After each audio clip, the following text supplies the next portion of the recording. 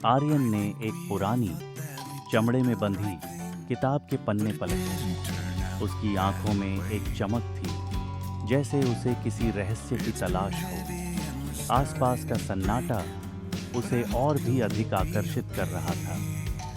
जैसे ही आर्यन ने पन्ना पलटा, वह खुद को एक हरे भरे बगिया में पाया।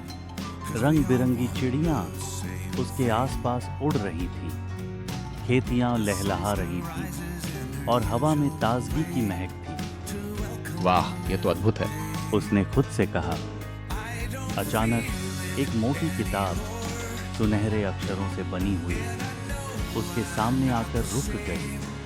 वह किताब उसकी ओर झुक गई, जैसे उसे कुछ कहना हो। आर्यन ने उसे उठाया और उसके पन्नों को ध्यान से देखने लगा। पन्नों पर लिखे शब्द झिलमिला रहे थे। आर्यन ने किताब के पन्नों पर उंगलियां फिराई और अचानक उसे एक हल्की आवाज सुनाई दी, जैसे कोई धीमे से बोल रहा हो। क्या तुम मेरी कहानी सुनोगे? किताब ने पूछा। हाँ, मैं सुनना चाहता हूँ।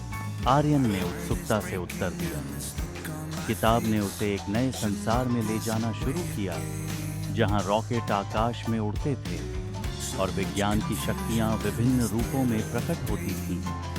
आर्यन ने देखा कि किताबों में केवल कहानियां ही नहीं, बल्कि ज्ञान का अथाह समुद्र भी था। जैसे ही आर्यन ने आखिरी पन्ना पलटा, वह फिर से उसी पुस्तकालय में लौट आया, लेकिन अब उसकी आंखों में एक नई चमक थी। किताबों की बातें उसके मन में गूंज रही थीं। मैं फिर आऊँगा, उसने वादा किया और धीरे धीरे बाहर की ओर कदम बढ़ाए।